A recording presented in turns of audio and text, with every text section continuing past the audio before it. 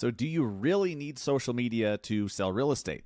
Can you have a successful career and not really use social? Is that even possible? Well, today we have Ken Gaffga on the show, an agent who's having his best year ever, and he doesn't really use social. He does a little bit, but he's not a big content creator. He gets his deals from his sphere of influence, from people that know him, and he's going to explain to you exactly how he does that.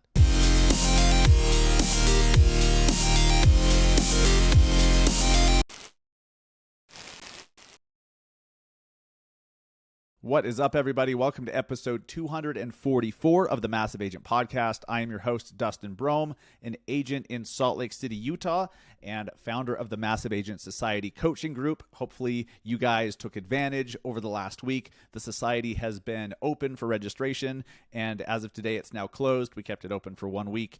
You guys that joined, I am excited for you, and I congratulate you and applaud you for making an investment in yourself, and for taking action and, not letting all those common excuses stop you from doing something you wanted to do and know you should be doing in the first place, investing in your growth and having the blueprint given to you. So congrats to all those who jumped into the Massive Agent Society. All right, this week, guys, Ken Gaffga is on the show. He is one of our agents in the Denver area. He's been an agent for 10 years, and he is having his best year ever. I hope he doesn't mind me sharing this, but he had a six-figure month earlier this year, and it's just clicking for him. Like, he's just everything he's been doing up to this point, it keeps snowballing in a positive direction. And he's not a big social user. I mean, he uses his stories every now and then, but as he'll talk about, there's so much more that he could be doing on social media that he's not. The vast majority of his business, if not all of his business, comes from his sphere of influence, from his network, people that know him. And so in this episode, we really dive deep on how he gets those people to know about him, how he gets them to remember him, how he gets them to know certain things, or how does he update them? How does he keep providing them value so that when the time comes to buy or sell, they hire him? He's going to break that down, the systems he uses, the things he does, all of that.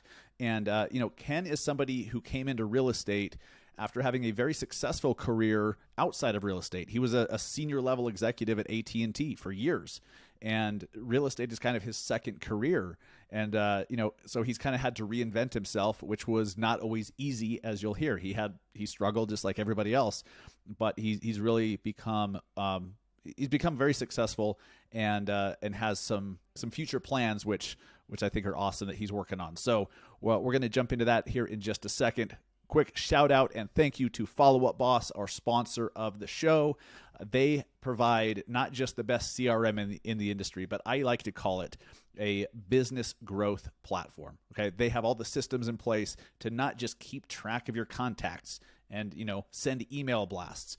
Like, that's literally the bare minimum of what any CRM should do. Now, they do that at the highest levels. They do that better than anybody else. But the user friendliness, the ease of use, the mobile app, all the extra stuff that you just don't know you need, especially if you're trying to scale and grow a team and add agents in and you want to distribute leads and all that stuff. Like, it's, as you heard last week from Tiffany Gilles-Dennis, she hasn't found anything better. Follow Up Boss is the best in the industry, and you can try it out for free for 30 days. All you have to do is go to massiveagentpodcast.com/followupboss. And because you use that link, you'll get 30 days for free, no credit card required. They don't even ask you for it. Just get the trial, try it out, use it, and you will see that it is far and away better than whatever you're using now. But I will say this, the best CRM is the one that you use, but I think you'll quickly see that this is the one you want to use and will use because it can just do so much more for you and save you so much time. So go check it out. Thank you, Follow Up Boss, for the 30-day free trial for the listeners. All right, guys, let's jump into it right now with Ken Gaffga from Gaffga Group Properties in Denver, Colorado. All right, guys, I am here with Ken Gaffga with Gaffga Group Properties in the Denver metro area. Ken, how are you, my friend? How's it going? I am doing awesome, Dustin. Good to see you. You too, man. You too. Welcome to the Massive Agent Podcast. Your first podcast? It is my first, and Nice. no better place to start than the massive agent podcast. Well, that's one way to put it. Yes, one would put it the worst place to start, but we'll take it. Dude, I'm just stoked to have you on the show because you're somebody that I look up to and respect. You've been in the industry for a decade now. You had a very successful career prior to real estate. Do you want to talk about that for a second? Because I think the story of how you were a successful guy in an industry, transitioned to a whole new industry, and became successful here is just a great story to tell. So, what were you doing before real estate? So before real estate, private industry, my whole career was private industry for 25 years, primarily in the wireless, broadband, and cable industries. I was a senior executive with AT&T and also with a company called Frontier Communications, which is mostly, well, I was based out of Portland, Oregon, in that role, but Oh, so in the wireless business, yeah, I ran AT&T's wireless business in the state of Michigan and Northern Ohio, um, and just an amazing time in my career. It was back in the, so I'm going to age myself here, but back in the mid late '90s, early 2000s, when wireless really took off. And also was privileged enough to be part of AT&T when AT&T had the exclusive to launch the iPhone back in, I think it was 2007. oh So shit! Yeah, I remember that. yeah, so it was just an amazing time. Just very fond memories of the work and the people that I got to associate with, and friends to this day. So you were a senior executive over there? Yeah, so I was a senior vice president and general manager for at least, kind of towards the, I mean, obviously worked my way up through, Sure. I was a financial analyst to start, worked my way up through financial organization and then through business development and then into senior management. I moved around quite a bit. I was, shoot, Pittsburgh and Seattle and, other places. So paid my dues for sure. Yeah.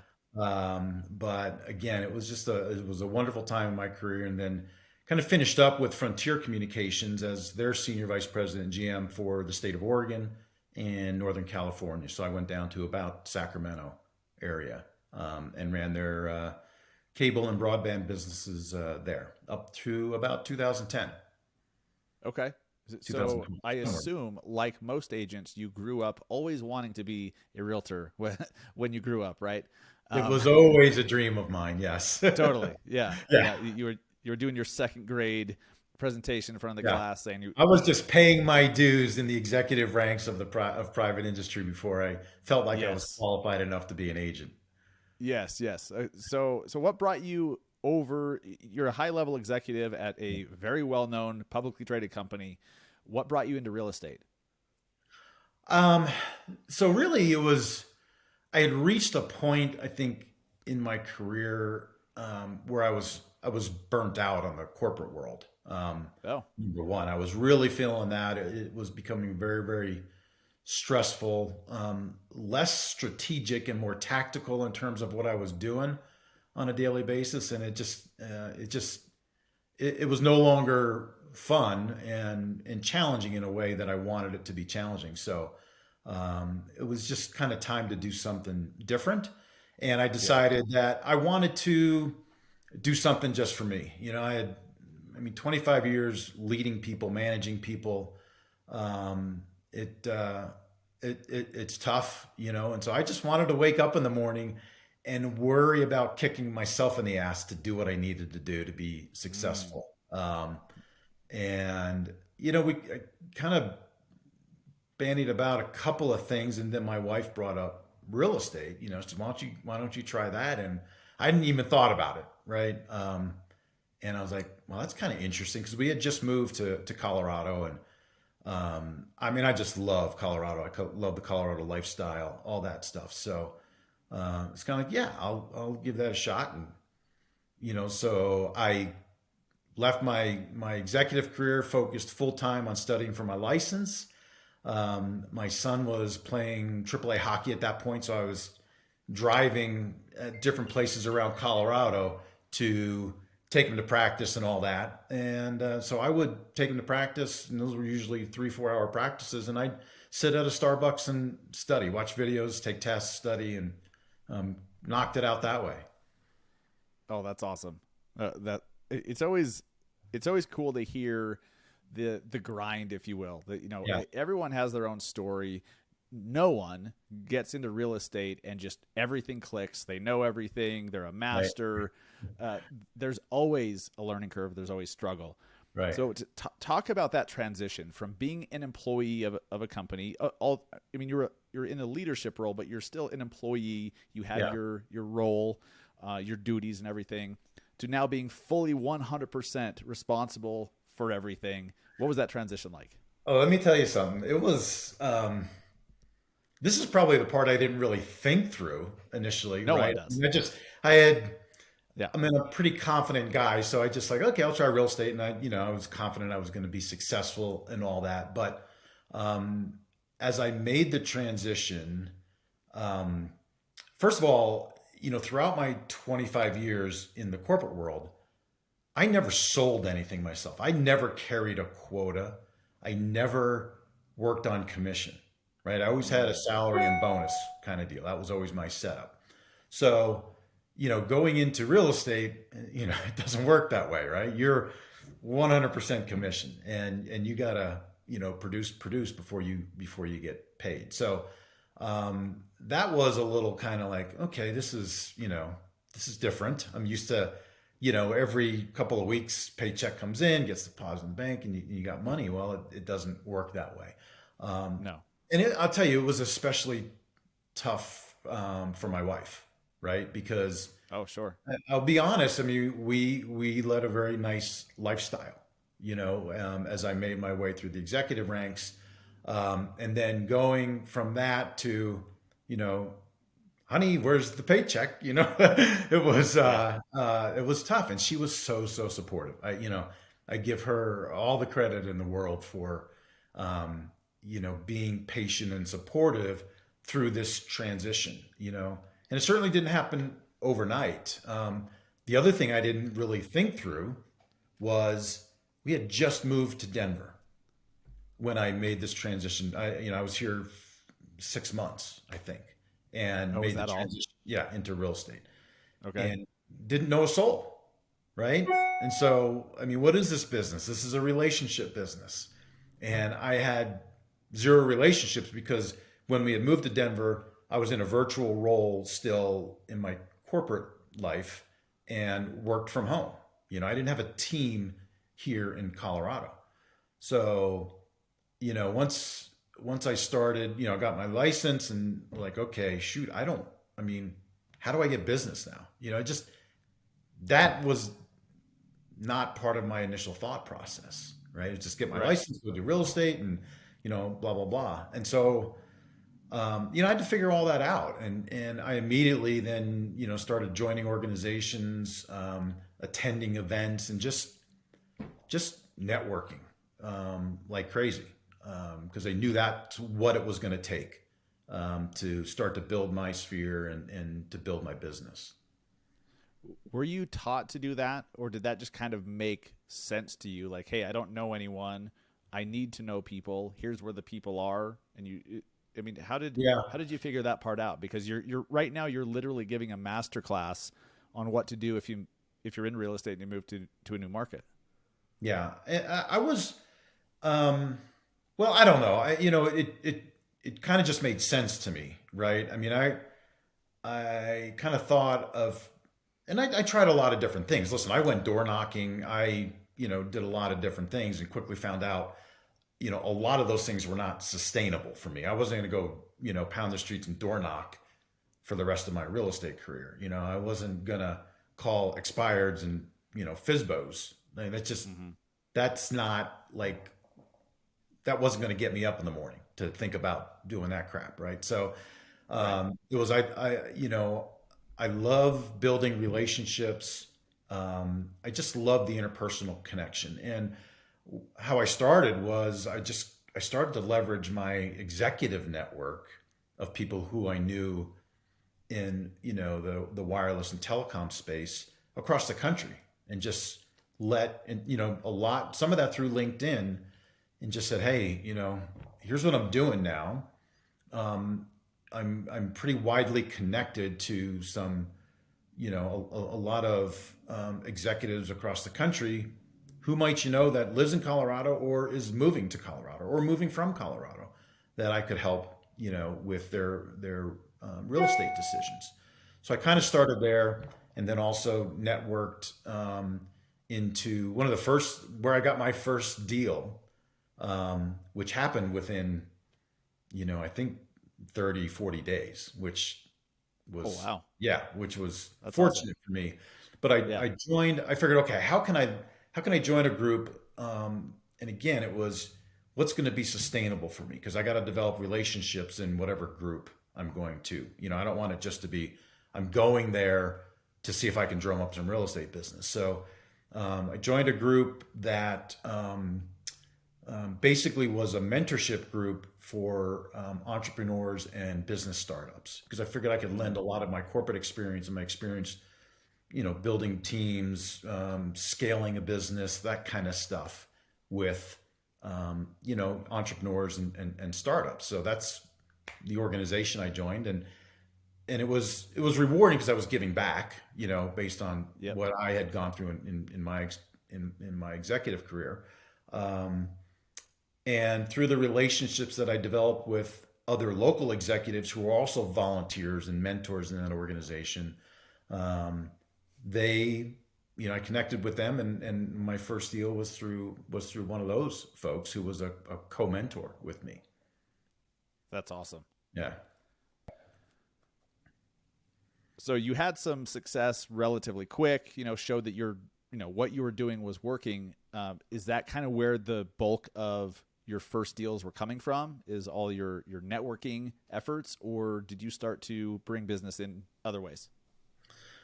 Yeah, well, so I was fortunate to get a deal fairly early, but by no means were the first 2 years, like rainbows and unicorn stuff. I mean, it was tough. Yeah. I think my first 2 years, I combined for those 2 years, I only did, I think, 11 deals over 2 years. So and that translated to, I mean, what I was bringing home was peanuts compared to what I was used to, right? So, Yeah. Did you have like a um, team split or anything at the time? well, no, I wasn't on a team. I was always a solo agent, but I was with Coldwell Banker, I had a cap and all that kind of stuff. So, Sure. and then, um, paying co-list or co-buy, because one of the things I did early on was figure, okay, you know what, because one of the biggest challenges a new agent faces is that question of, well, what have you ever sold before, Ken? You've never done this before, or you've only done one or two deals. Why should I go with you when I can go with a more experienced agent? So, I quickly figured out, well, listen, I'm going to have two or three agents who are kind of at the ready, experienced agents who I can partner with, either as a co-buy agent or a co-listing agent, to just eliminate that excuse. I mean, obviously, I was going to do what I could to see if I could get the business on my own, but I wasn't going to lose the business because of my perceived lack of experience. I Hmm. mean, I would certainly sell my experience as an executive in terms of being able to understand and negotiate contracts and just interpersonal skills and all that. But Yeah. let's That face it, and that shows you that you're competent. There's a lot right, of agents that don't have that to lean on. So that's a big deal. sure. Yeah. But still, there was a story. My wife at the time was working for, she was working at a nonprofit, and the senior executive at the nonprofit was selling her home, $1 million home, a little over $1 million. And my wife, got wind just from being at work or whatever. And she told me about it. I said, listen, hey, you got to see if, get me a meeting or whatever, see if she'd be open to that. So my wife went in and talked to her, and she's basically said, listen, we're kind of far along in the process of interviewing agents. We've talked to, several very experienced agents down in that area. So I think we're good, And she said, and your husband's just getting into it. We've got a pretty expensive home. And so, definitely next time we sell, we'll talk, whatever, and Hmm. she told me, I was like, shoot. And I said, and that's when I told her, I said, listen, I know the best agent down in that area, the best. And I know she had not interviewed him. I said, tell her, and I called that agent. I said, listen, potential opportunity. I just want to make sure you would do this with me. If I get a meeting with this potential seller, will you entertain co-listing with me? I mean, this guy doesn't need to do this with me, right? I mean, he's a big deal in Hmm. Colorado, but he was with Coldwell Banker, and my managing broker knew him pretty well. Okay, so So same brokerage. same brokerage, yeah, Good. different offices, all that. But my managing broker kind of, you know, laid the groundwork for him to at least hear me out and potentially do this. Nice. And so he said, yep. He goes, I'll go ahead and do it with you. We'll split it 50-50. And he says, but you got to let me take the lead. You just watch, listen, absorb, all that. I said, dude, I'm so cool with that. Right. So my wife went back. I said, here's what, I'm proposing to at least try to get a meeting with, my wife's CEO. And she went back to work and told us, and I think it was kind of like a pity meeting, right? Like, okay, I'll let your husband, it's because it's your husband, I'll take the meeting. So we went down and we got the listing. He got the listing. I was there for the ride, right? Yeah. But You teed um, it up though. I teed it up, right? And Yeah. and and through that process, I learned so much. Um, but first and foremost, it was like, now I've got my name on this listing, $1 million plus. I've got all the collateral, printed brochures, all that kind of stuff that I can now bring to other listing appointments to, say, hey, I, I sold this property. Um, and so that was a big deal, for me. That was, again, within my first 4 or 5 months, of being an agent. I had $1 million listing, and we sold it before it even went on the market. So, I got some really cool stories, but really at the end of the day, I did 11 sales in 2 years. And, Yeah. but during that time, I just knew I was disciplined enough.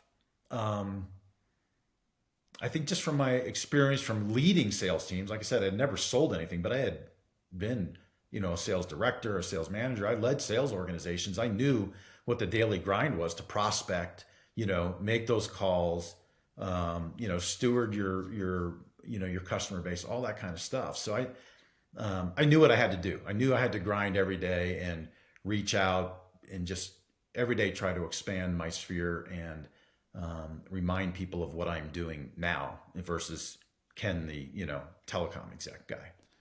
So a lot of agents struggle with discipline, no Yeah. matter how long they've been in. We see it with new agents that struggle with the discipline just to do the shit needed to get the ball Hmm. rolling.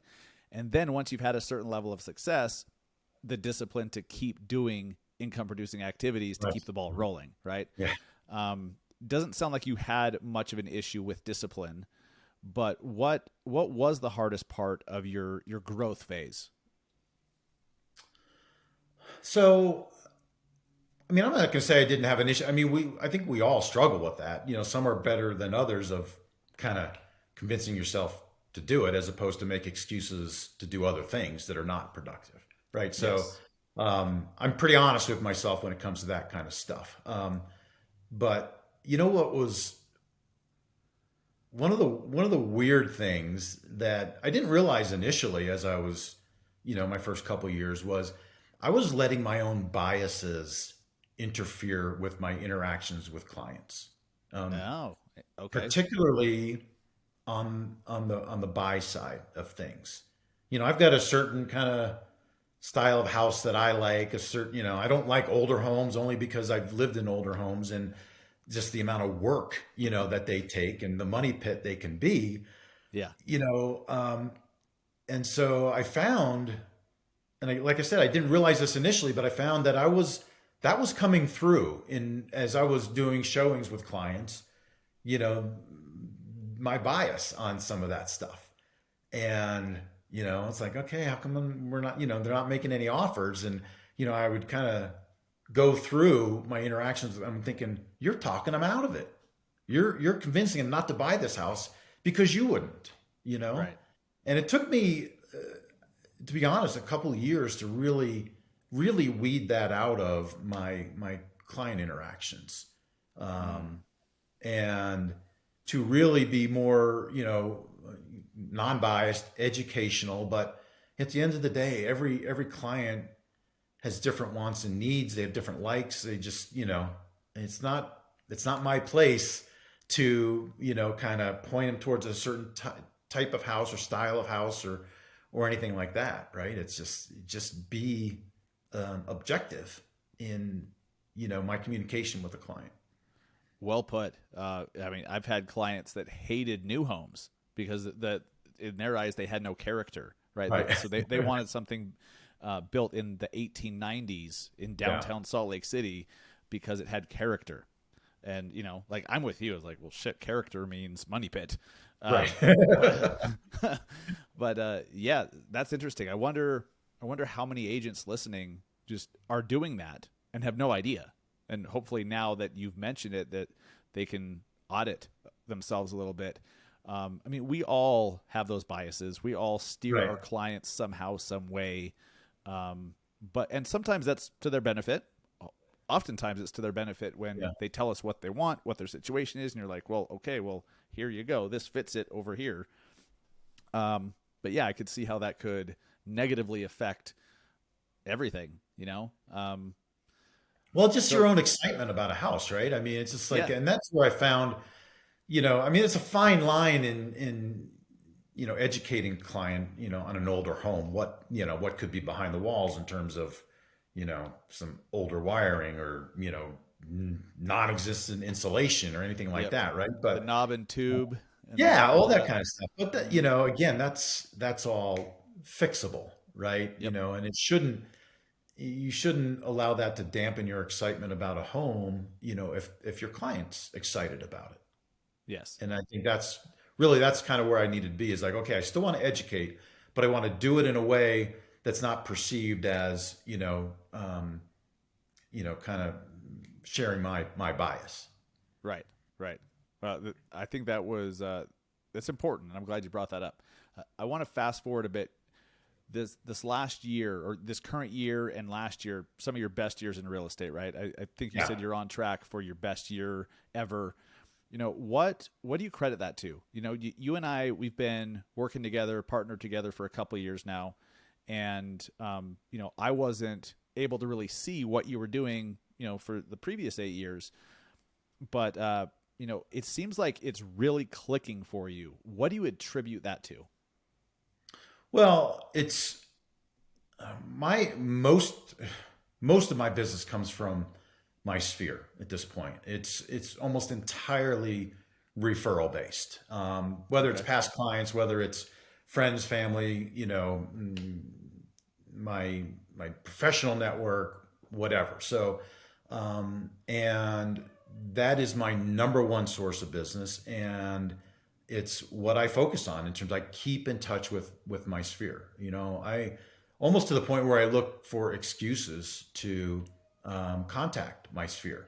Couple of examples. I mean, I've got a lot of systems in place that we've talked about HomeBot before, and things like that. So I got systems in place that touch my my client base and my sphere on a very regular basis.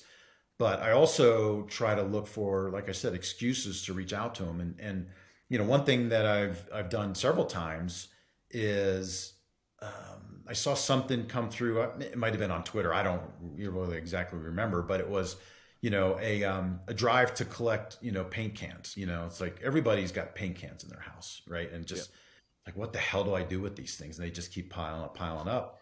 Right. So I'm thinking, well, I'll send this out to all of my Denver-based clients, because the paint drive was right around Denver, and there was different locations, and just let them know. It's like, hey, we've all got this crap lying around our house, always looking for a reason to get rid of it. So I sent it out through an email and just some other things, and I got so many responses from that, like, oh my God, Ken, thank you for sending this. We've been wondering what the hell to do with this stuff, and this, we're just so excited to get this crap out of our house now, so it's just one of those things. Like, so now it's like my ears and eyes are always kind of perked up as to, okay, if I see something, is this something I can leverage with my sphere, that could be of value to them. And I'm very, very aware of, I just don't want to hit them with a bunch of nonsense stuff. I don't send a lot of real estate, I don't send out a newsletter, real estate newsletter or anything like that. I try to really provide items of value. Another thing was, I saw an article, we have a lot of hail here in Colorado. And man, I'll tell you, the day after hail, these guys that do this roofing stuff, they're pounding on your door, and you'll get 3 or 4 of them, right?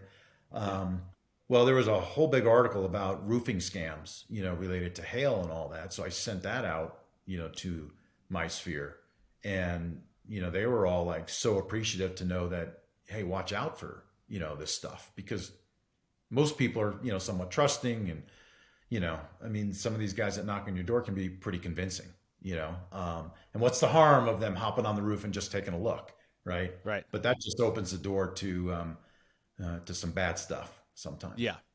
And you find them convincing you to commit insurance fraud and Yes. all sorts of crap. Yeah. Exactly.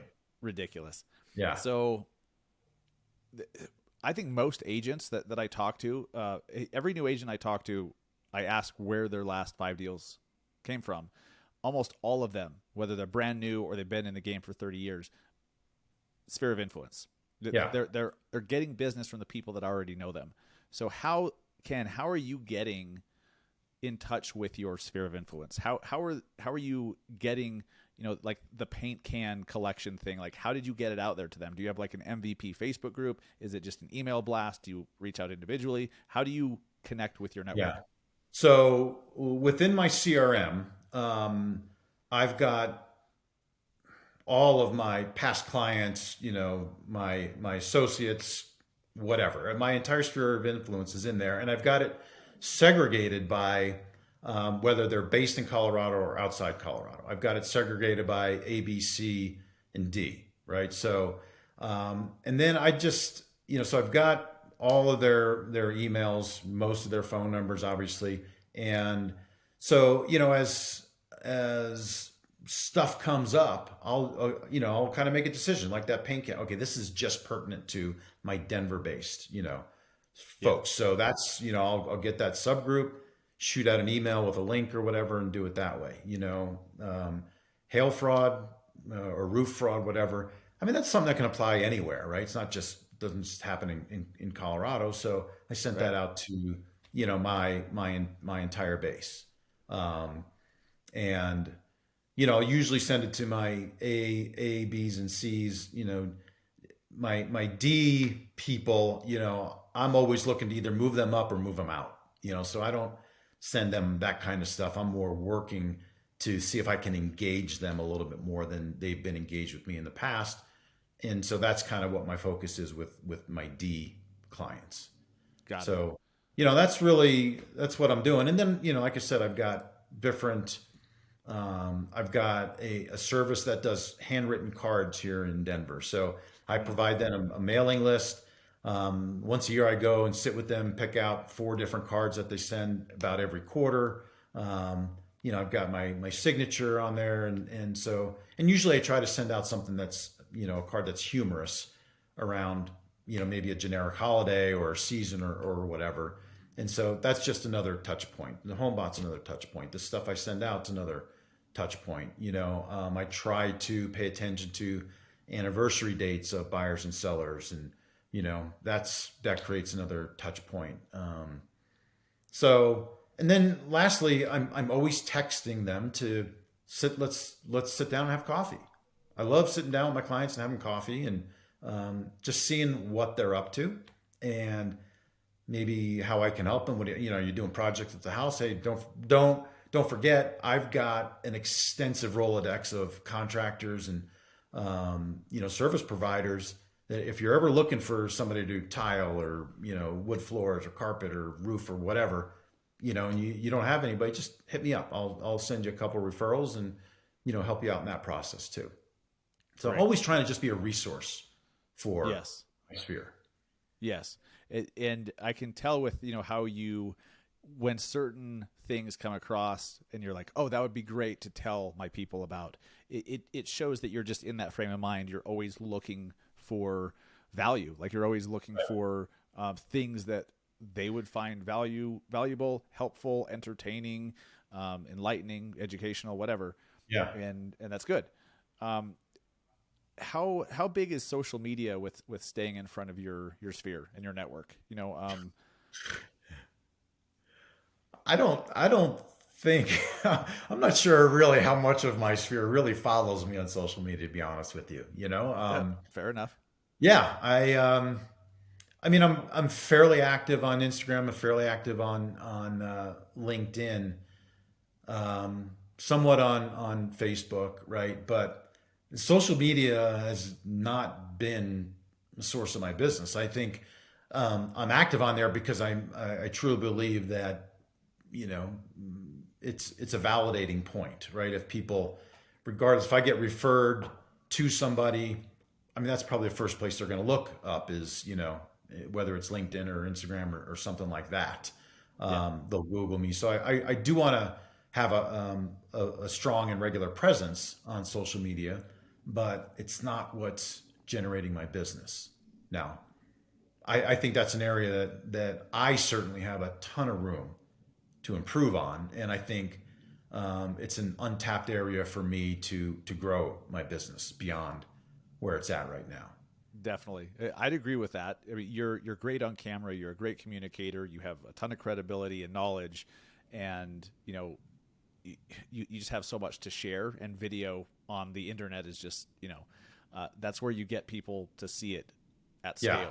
So yes, I agree that is the next frontier for you. But it's also You've been trying to pound it in my head for 2 years now, so it's I've been nagging subtly and not so subtly. Yes, Yeah. and now in front of the Massive Agent audience, get Right. your shit together, Ken, and All post right. some videos. All right. But it's actually refreshing that you're having your best year ever. Last year was pretty damn good, and you're not really using social intentionally, to get business. You're. Right. I don't want to call it the old-fashioned way, but just, well, yeah, the old-fashioned way, I guess. Like it's tried and true. So Yeah. it's for anyone who isn't doing social. It's not like you must do it or you'll literally never get business. It's just that if you're not doing it, you have one hand tied behind your back, Yeah. while others don't. So, it's exciting to think about if you've been this successful without it. Once you get it dialed in, it's off to the races. So, Yeah. but that's cool. What else? What other sources of business? What else are you doing that's worked for you, or is it still just like purely people that know you? Well, Any I think ad campaigns you've done or anything like that? nothing that's sustained. I think Sure. one of the things that I have found to be useful here at EXP, because we are a global brokerage. Right. We've got one place where we can go on Workplace, internal system, to where you can post and go after referrals across the country. And I would say, in my 8 years with Coldwell Banker, I think I had 1 or 2 referrals in 8 years. In my 2 years with EXP, I've probably done 8 or 10 referrals. Oh, wow. Closed? Yeah, it's just being active in that referral group, for somebody maybe who's out there posting and say, hey, I'm an Austin agent. I've got a family member in Denver, Colorado, looking to buy a house. You go out there, you communicate with that agent, and bam, you've got a referral. Right. And so I found that to be, quite beneficial in my time here at EXP. That's awesome. It doesn't surprise me. I mean, Yeah. the nice thing is it's one company. There aren't a bunch of different franchises and offices. It's one company, so everyone's all in this referral network group. And if you're in an area, well, actually, it doesn't matter the size of your market. Any area you're in, if you're active in there, you've Yeah. got 80,000 or so, 86,000 other agents that are, someone's going to have business coming to your area. And if you Right. happen to jump on it quickly, there you go. You've closed Yep. 8 to 10 deals from the referral network. Yeah. I know just from our team, the massive agent team, you got some business from our friends in Big Bear, right? Or did you Yes. refer to them? No, they referred to me, and Yeah. actually, those clients, I've done multiple deals with them now, and on top Oh of yeah, that, one of them, that's awesome. I'm doing business with his mom, who is in New York City, but now she's buying investment properties here. So that's led to 4 or 5 deals. Yeah. Wow, that's so cool. Yeah, that is not a small thing. Right. Um, it's a big deal. And look, it's not like we're the only company that has a referral network, but you're very active in it. I've received tags from you before. I'll get tagged by others, and it's cool. It's robust. So if you're listening and you have a company that has a referral network of any size, like, be active in it. It's worth having those notifications turned on. Yeah. Because how hard do you work to close one deal, and all of a sudden it could just be referred to you? So that's great. That's great. Ken, what is next for you? Do you have any big plans to grow a team? Are you just going to keep, increasing your sales, increasing your average price point? What are you working on? Yeah. So I think there's 2 things really. One is, as we just talked about, being more intentional with social media, specifically around video. And I think specifically YouTube and Reels. I mean, those are the 2 things that I really need to kind of get my ass in gear on. There you go. It's right there. And I got such an opportunity in the area that I live. I mean, I don't have to go far to showcase a great community with that's expanding, that's growing, right up against the foothills. I mean, this is quintessential Colorado lifestyle, kind of where I live. Easy access to Denver, to Boulder, to Golden, and up to the mountains to ski or fly fish or hike or whatever. So What's the name of your community again? it's Candelas, and it's in West Candelas. Arvada. Yeah, Awesome. yeah. So, Yeah, so the, that's the that's lifestyle there is so easy to sell. it's just hit me upside the head, and I just got to go do it. So that's one. And the second thing is, my wife and I have we've been talking, of course, the last year or so about investment properties. We got to do something there. And I've been kind of fighting it because it's kind of, oh, do I really want to be a landlord kind of thing? But one of the things we're going to try is Airbnb, and we're going to Awesome. try it at our house, at our primary residence, because we travel a fair amount. My wife travels a lot for her job, and so we're looking at we're in the early phases of that, but doing a lot of research about okay, in my community, what are the Airbnb rules? My HOA does allow it, which is unusual, to find an Yeah. HOA that allows that. What's the deal with licensing and permits? And okay, what's a transition look like if we're going on vacation to get our place ready to Airbnb, right? What areas do we have to lock off? What do we need to transition in terms of, you know, bedding and linens and toiletries? And I mean, it's kind of crazy, but Yeah.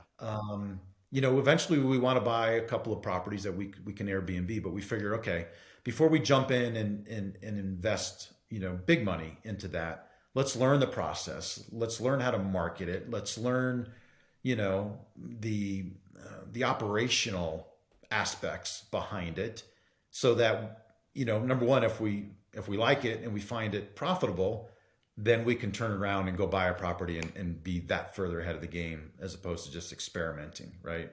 Absolutely. And then the other thing too is, as an agent, it's so important to know this stuff. I mean, Agreed.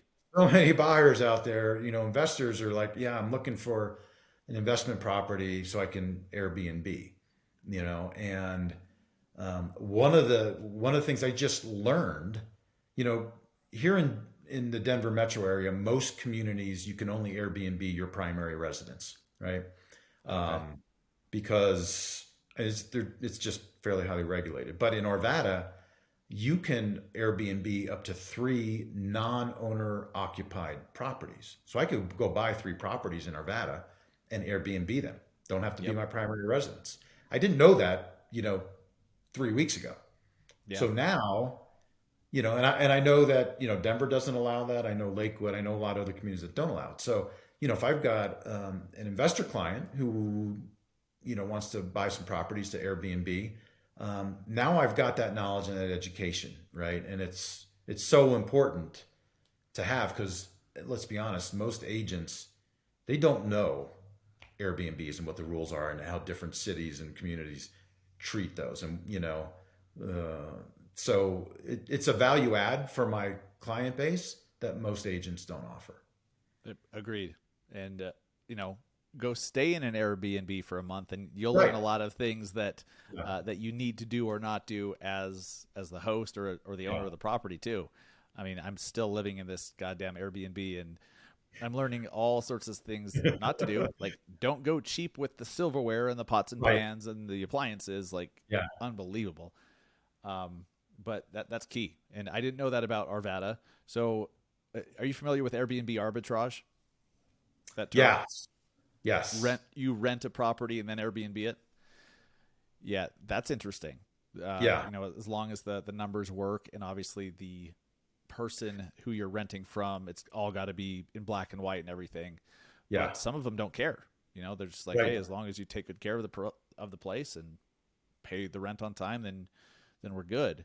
So that's interesting too, because then you don't need to go use your credit up and expand your debt to income by Right. purchasing properties. So it's Yeah. something I'm learning about as well. There's just so much to be done. And to your point, when you have a client who is also wanting to entertain certain things, isn't it's so much more attractive in their eyes if you're like, hey, yes, I can answer those questions based on my experience, or hey, I've heard that this is the way it's done. Yeah. Right? Obviously, they're going to want somebody who has done it themselves, who owns property, who's done short-term rentals, to guide them through their own. It's just a no-brainer. So that all makes so much sense.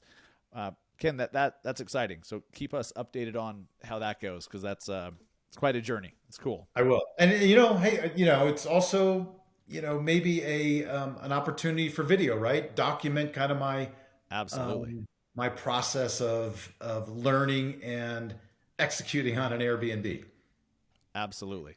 right? Yeah. Oh, content gold is what that Yes. is. Yes. So, Ken, before we wrap it up, I want to get to the rapid fire questions, and then at the end, we'll let everyone know where they can connect with you and find out what you are up to moving forward, so that they can hold your feet to the fire on the YouTube, the YouTube commitment you just made. Because I hope they do. good. You'll be so good on YouTube, man. I'm stoked for you. So either or questions, you can elaborate Okay. if you choose to. You certainly don't have to, and then we'll wrap it up. So, Facebook or Instagram? Insta. Instagram or LinkedIn? Ooh, Insta. Okay. Books or podcasts? Podcast. Podcasts or audiobooks? Podcast. Rental property or flipping? Short-term rental. Okay, that works. Burgers or pizza? Pizza. New York or LA? LA. Yeah. Yeah. NFL or NBA? NFL. No, yeah, no contest. All right. College or pro? Ooh, college. Mountains or beach? Mountains. Fly fishing and skiing, Podcast? dude. Yeah. Yeah. See, I do see that in your stories. I Yes. see all the awesomeness. I mean, shit, you're in Not that I don't Colorado. like a beach, but I can couple vacations and I get my fill. I've seen you enjoying the shit out of that beach in Cabo. Hey, I Yeah. love a beach too, but Yeah, give me my mountains. absolutely. I'm with you. Podcasts or vlogs? Podcast. YouTube or Facebook Live? YouTube. Nice. I don't think anyone's ever answered Facebook Live with that question, to be honest with you. You need to come up with another option there. I do, yeah. Rich Dad, Poor Dad, or Millionaire Real Estate Agent? Rich Dad, Poor Dad. Uber or Lyft? Lyft. And Gary V or Grant Cardone? Gary V. All right. And Ken, what is the best place for people to connect with you? So email kengaffga@icloud.com. Okay. Instagram, Gaffga Group Properties. On LinkedIn, just my name, Ken Gaffga. And on Facebook, Ken Gaffga Real Estate. Perfect. Ken, we will link those up in the show notes. So if you're listening, just click into the show notes. If you're watching on YouTube, just click into the description and make sure you follow Ken because his YouTube channel announcement is forthcoming. So yes, it is. We're looking for that. I said it.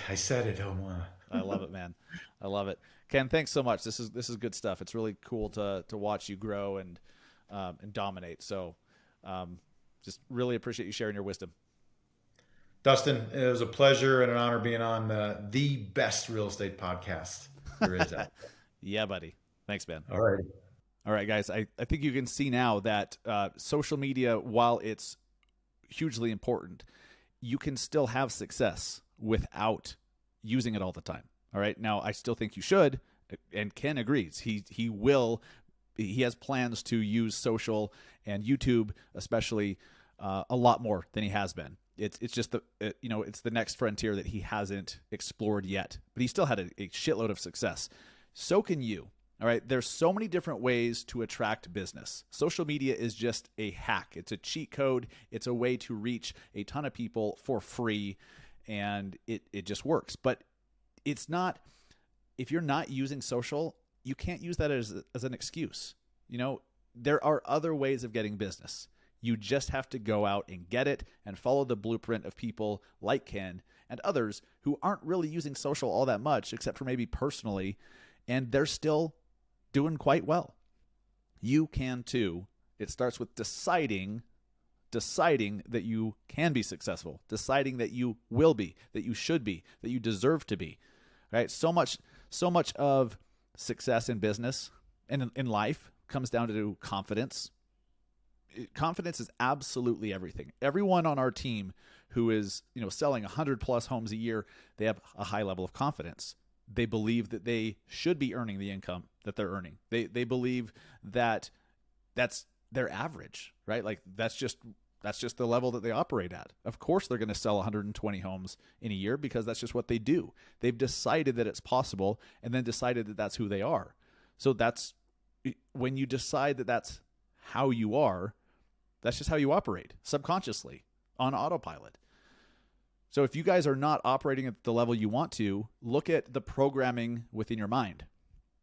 At some point, you've programmed yourself for accepting less, for performing less. Okay? Now, but it starts with being aware of that programming, and then you can start to set big goals, take action, start doing the right things, do all the stuff you learned about on this episode, on the last episode, on all of our episodes. Taking action consistently is the way forward. And if you pair that with the decision, with the intentionality in your own mind that this is going to happen, you are going to reach this level. You are that person. You are that agent. You just have not, the numbers haven't caught up to you yet. When that happens, it's just a matter of time. I hope all of you guys get there. Whatever that level is for you, I want that for you. So if you would, please share this episode with anyone you think who needs this message, anyone who would benefit from hearing today's interview and today's show. Please share it with them. Not only are you helping them out, but you're helping us to grow our audience. And that is all we ask of you. Free podcast. All we ask is that you help us, if you found it valuable, to share it with someone else so that they can find it valuable too. Appreciate the hell out of you guys. Thanks for listening. We'll see you next week for episode 245. See ya.